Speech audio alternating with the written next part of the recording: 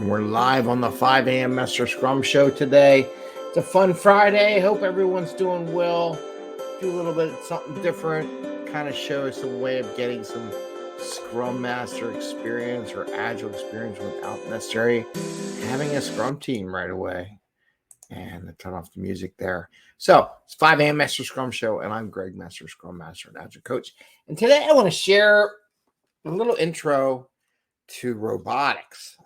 Robotics. This is an underwater. We call it a sea perch robotic. Okay. This is. I think this was my first experiment when they taught me how to do the class. So this thing's like 4 years old. I'm hoping it works. I have to charge up the batteries. The batteries I've been using like 3 years because of COVID. So we'll see how it works. And I got a Scrum team. I'll talk about that. I got a team of kids and how I'm coaching them.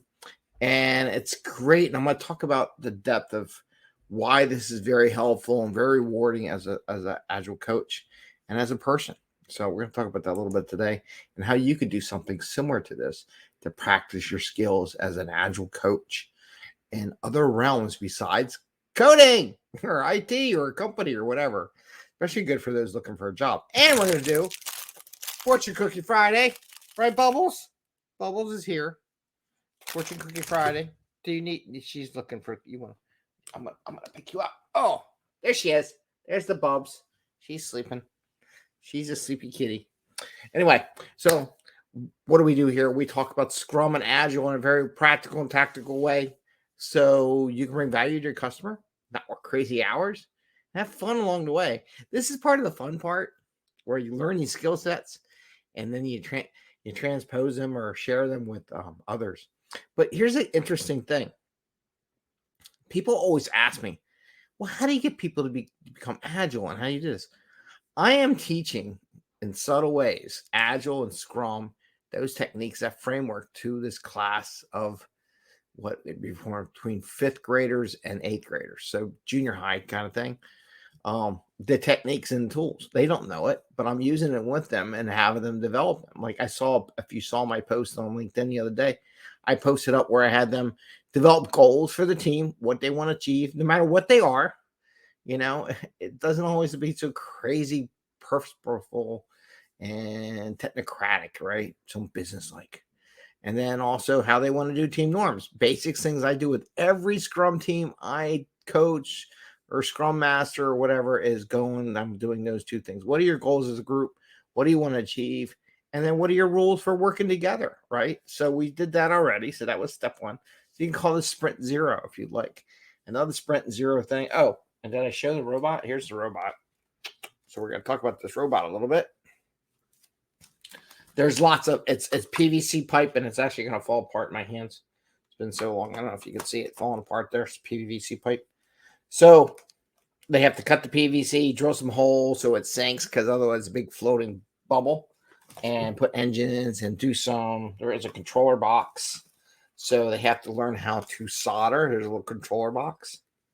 I want to break it because I want to use it plugged in with the little category 5, Cat 5 cable. And it operates 3 engines and then pilots itself, right, underwater. And you do obstacle courses and things like that. So what am I doing? I'm doing kind of a sprint zero with them right now. And I'll put some videos as I go along of them maturing what they're doing. So in my sprint zero, we'll go with sprint zero. They're learning how to use the tools they have. Like if you're going to a company, they never used Jira before, never used Azure before, never used the coding tool that they have there. Maybe using Bamboo, maybe using some kind of other activity to package the software and post it or anything. I'm getting to learn how to cut PVC, drill holes. I mean, these are 10th grader, 10-year-olds, right? So they are learning the basics of this stuff. So far they've cut the PVC pipe, drilled holes, learned about buoyancy and how it affects it. What happens when you drill holes? It sinks, and put the foam on it. And then later on, I have them learn how to solder. So they're doing a little bit, zero sprint stuff. One of the things I do want to do, I want to encourage them. Every time we do something in every class, I treat every class as a sprint. They demo what they do. They float it, get observations, put some feedback loops. What do they learn? That's what sprint review is about. So at the end of every 1 hour session, we do a little review. We have them demonstrate, show operation of a vehicle or something, or show demo it, right? And I go look at it, and I have some other parents that are helping too. We just make sure that they're going through those realms. So as you can see, they're kind of going the process, and I have them check in working. Now, here's one of the key things as an agile coach. I am not doing the work for them. Okay. Got that? As a coach, as a scrum master, I do not do their job. Just like in Jira and everything. Oh, I'm going to move the thing. No, don't. It's their job to do it. I have them do everything, right? I may show them a technique because I know how to do something. I'll show them how it's demonstrated, and then they go do it themselves. I do not do it. I do not cut anything. I do not solder things for them. I don't put it together. I don't read the instructions for them, though I questioned a couple teams. They got their kits the other day, and they opened up the kits and started taking apart. I said, one, do you know you have everything? And two, if you lose any parts of your kit, you cannot build a robot. So what are you doing?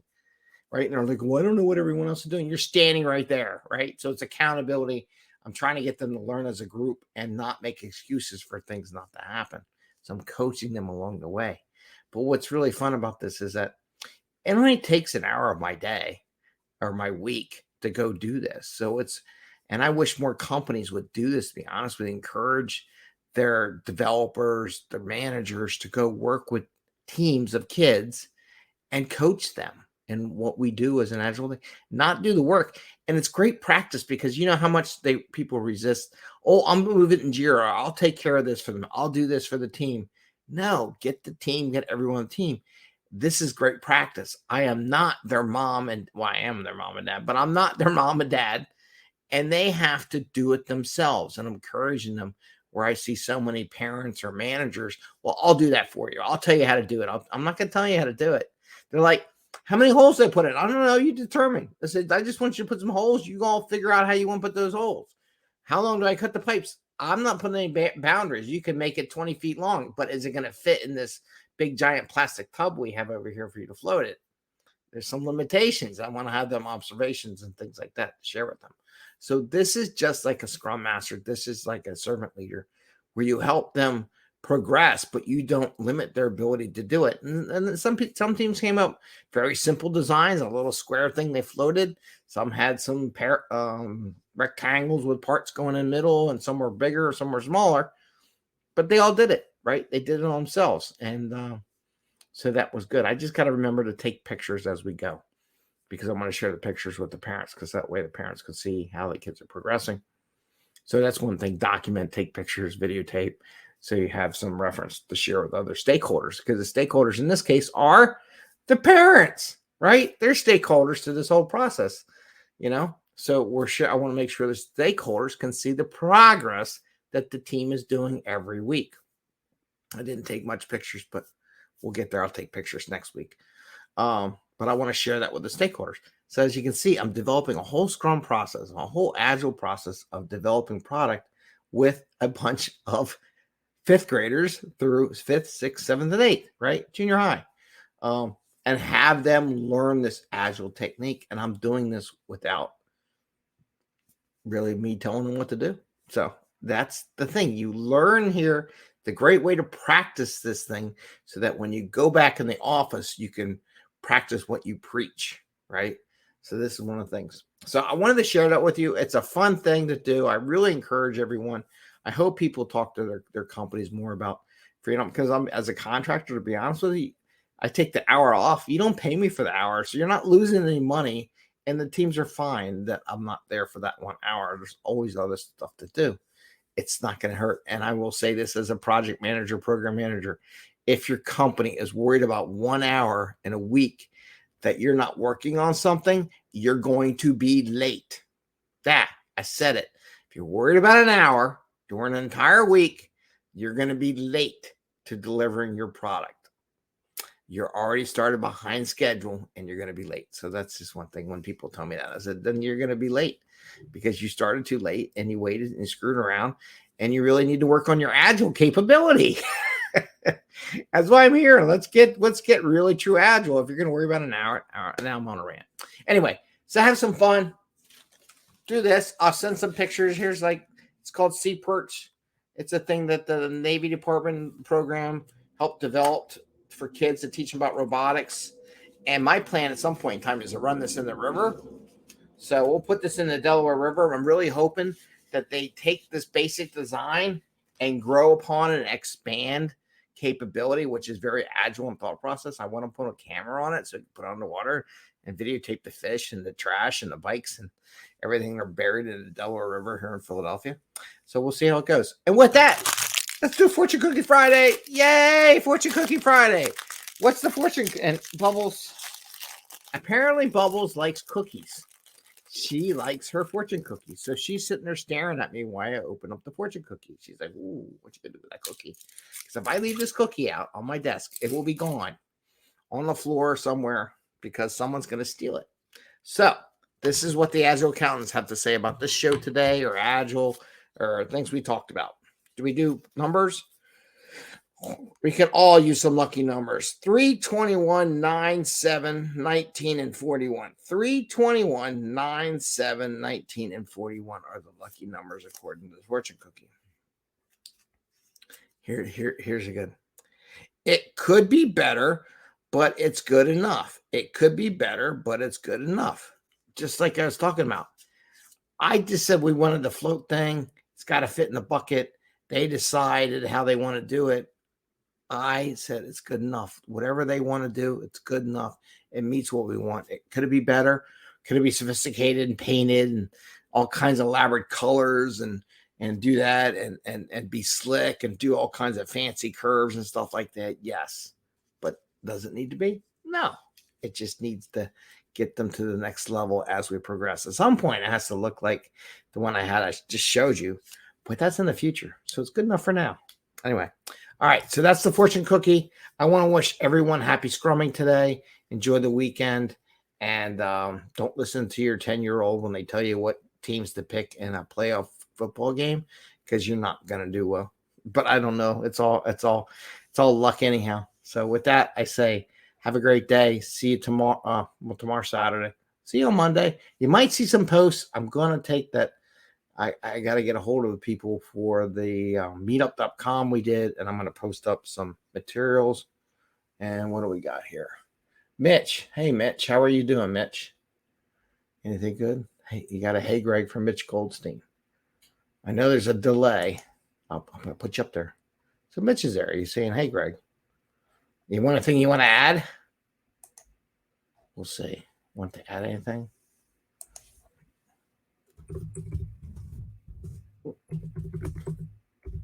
Let's see. Otherwise, we're going to call it. And there's me and one on Facebook and one on YouTube. It just doesn't quote on LinkedIn. Otherwise, hey, Mitch, send me a note if you want me to bring up something. Let's get together and chat more. Feel free to message me. Oh, by the way, don't forget, if anybody wants to talk about anything about Agile coaching, oh, here we go. Have a good weekend. Remember to relax. Well, there's the Eagles football game. I'm going to relax. Well, I'm not going to relax during the football game. I'll tell you that right now. But as he says, everyone have a great weekend. Relax. Enjoy the weekend. I hope you get to enjoy the weekend. And I am doing the coaching program I have. If you want to reach out and talk about anything over the weekend, explore coaching. I have all weekend, pretty much any spot, 30 minutes. Just go on my site, do a link to the Calendly app, and book 30 minutes. We'll chat, see if the coaching program is right for you. And I'm coming up with a Slack program that you can use, and we'll talk about that more in the future. If we can root for... Okay, Mitch. Mitch is going to root for the Eagles. Thank you, Mitch. All right, take care. There you go. Now you know. There's an official in the LinkedIn, YouTube, Facebook world. Mitch Goldstein will be rooting for the Eagles. He is now committed. Have fun. Take care. Enjoy your Friday. Have some fun. See ya.